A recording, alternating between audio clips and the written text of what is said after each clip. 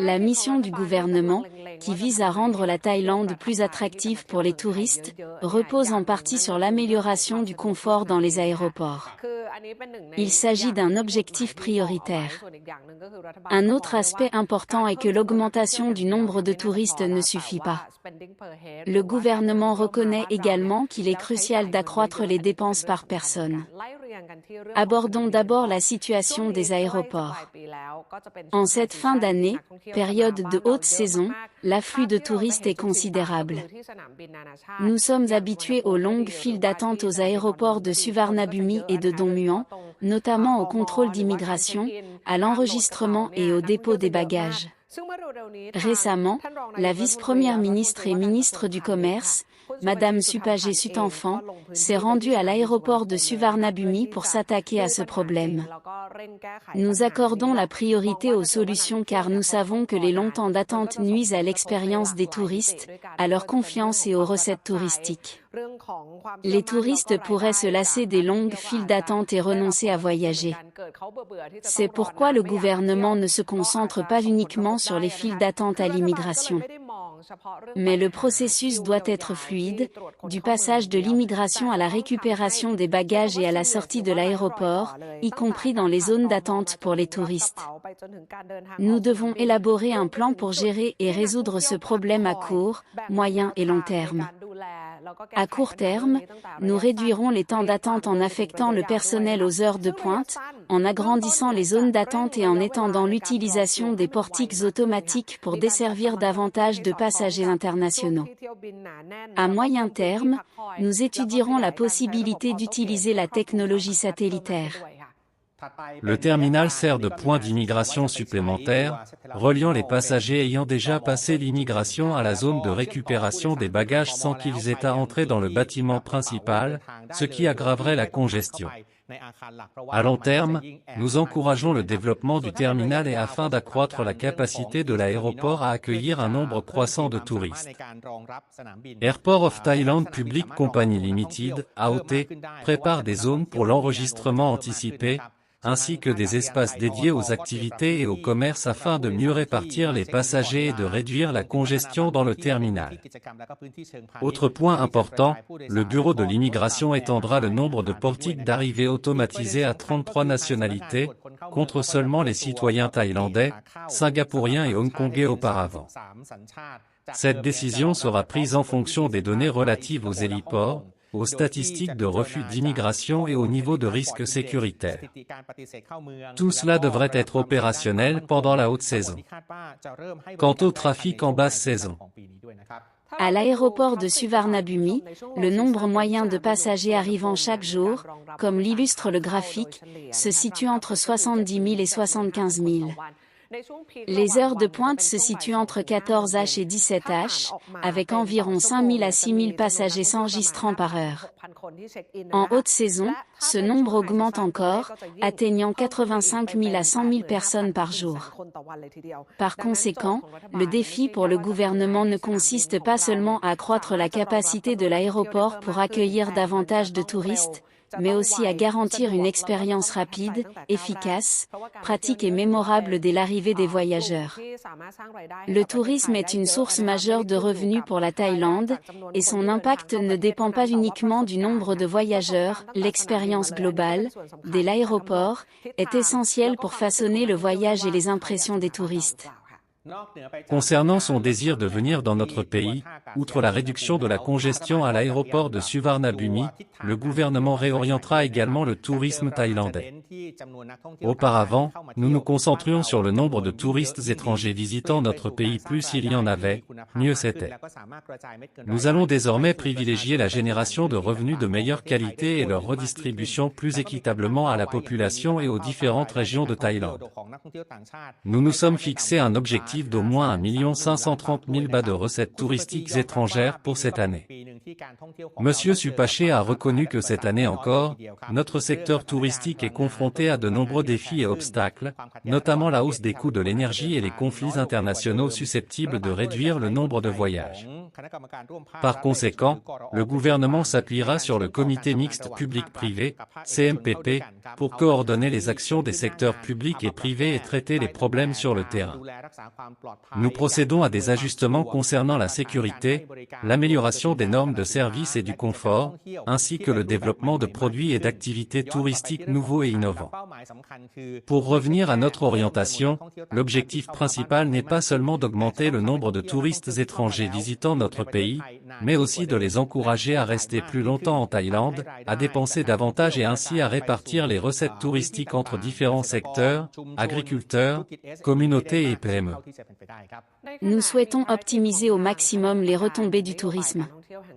Le Comité national de la politique touristique, NTPC, poursuit sa mission et travaille à rehausser les standards de notre tourisme, à créer de la valeur économique pour la Thaïlande, à accroître le nombre de touristes étrangers et à assurer une croissance durable du secteur.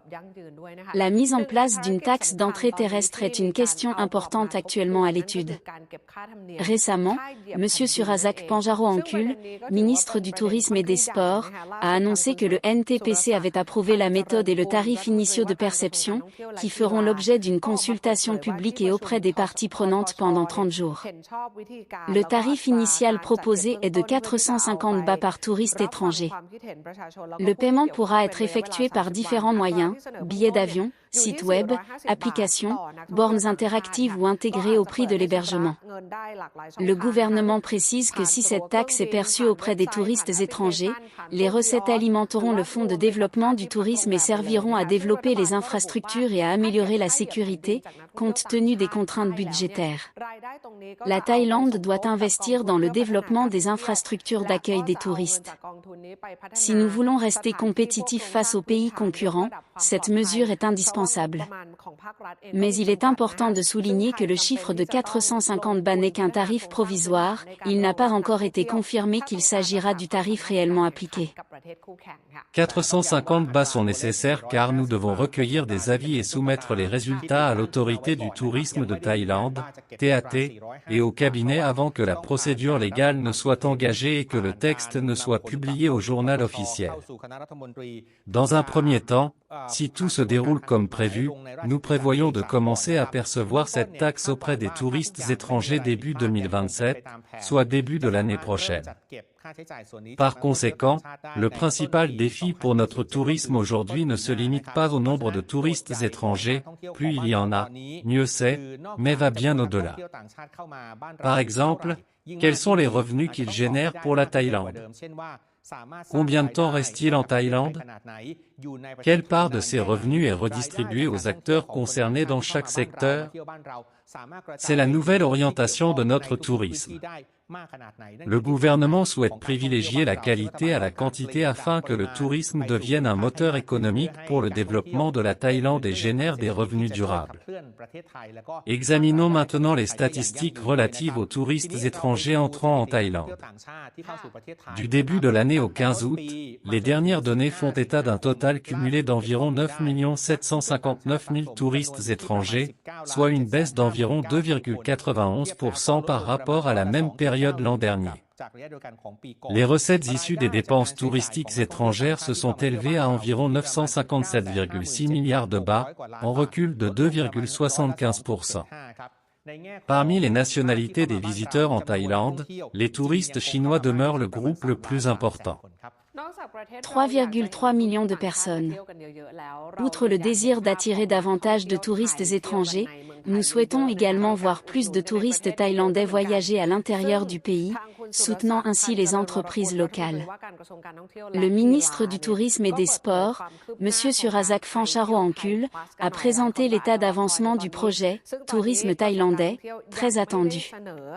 Le ministère du Tourisme ne l'a pas encore soumis au Conseil des ministres pour examen. Cependant, le Conseil national de développement économique et social, NESDC, a présenté au Conseil des ministres un rapport détaillé sur la situation économique globale et les implications du projet. Nous finalisons actuellement les conditions et le budget afin de garantir la mise en œuvre du projet dans le cadre prévu. Le ministère s'efforce de finaliser les détails d'ici septembre. Le budget initial est estimé à environ 1,75 milliard de bahts. Si le projet est concluant, nous envisagerons des phases ultérieures. L'objectif principal est de stimuler le tourisme intérieur et devrait générer au moins 5 milliards de bahts d'activité économique, bénéficiant aux hôtels, restaurants et autres entreprises touristiques. La question la plus fréquente concerne les critères d'éligibilité et les modalités de demande des aides. Pour l'instant, les dernières étapes ne sont pas encore finalisées. Les conditions de base sont les suivantes: être citoyen thaïlandais, âgé de 18 ans ou plus, posséder une carte d'identité nationale, disposer d'un numéro de téléphone portable permettant de recevoir le code OTP, mot de passe à usage unique, envoyé par le système, et ne pas figurer sur une liste de personnes exclues des autres mesures de relance économique gouvernementale. Le gouvernement subventionnera la moitié du coût de l'hébergement, environ 50%. Les bénéficiaires devront payer l'autre moitié, dans la limite de 3 000 bahts par nuit, pour un maximum de 5 nuits par personne. Le quota total du projet est d'environ 500 000 aides. Il est important de souligner qu'il ne s'agit que de directives préliminaires. Des coupons touristiques numériques ou des bons électroniques d'une valeur d'environ 500 bahts chacun seront également disponibles pour des réductions dans les restaurants, les commerces de proximité, les agences de location de voitures ou pour des activités touristiques, y compris des excursions à la journée. Ces avantages sont valables dans les 77 provinces du pays. En réalité, les détails des avantages décrits ci-dessus sont presque identiques à ceux du précédent programme, Salon du tourisme en Thaïlande. Ce dernier avait également rencontré un vif succès à l'époque, mais comme je l'ai indiqué, nous devons attendre la finalisation des détails et l'approbation officielle, notamment la fixation des dates d'inscription et de début d'utilisation des avantages. Tout cela est encore en attente d'une annonce officielle. Aperçu du tourisme intérieur en Thaïlande, le ministre du Tourisme a déclaré qu'après une période d'accalmie suite à la crise énergétique, l'incertitude persiste. Cependant, le tourisme intérieur, le tourisme thaïlandais en Thaïlande, semble avoir connu une reprise significative. Néanmoins, le nombre total de touristes internationaux visitant la Thaïlande a diminué d'environ 2 à 3%. Par conséquent, on espère que le programme Thai Tourisme Plus contribuera à atténuer cette situation et à dynamiser le tourisme en fin d'année, durant la haute saison. Il est prévu que le nombre total de touristes internationaux pour l'année dépasse les 33 millions. Plus précisément, l'ouverture de nouvelles liaisons aériennes en provenance de plusieurs pays devrait contribuer à accroître le nombre de touristes internationaux visitant la Thaïlande. Ainsi, on espère que le programme Thai Tourisme Plus sera un succès.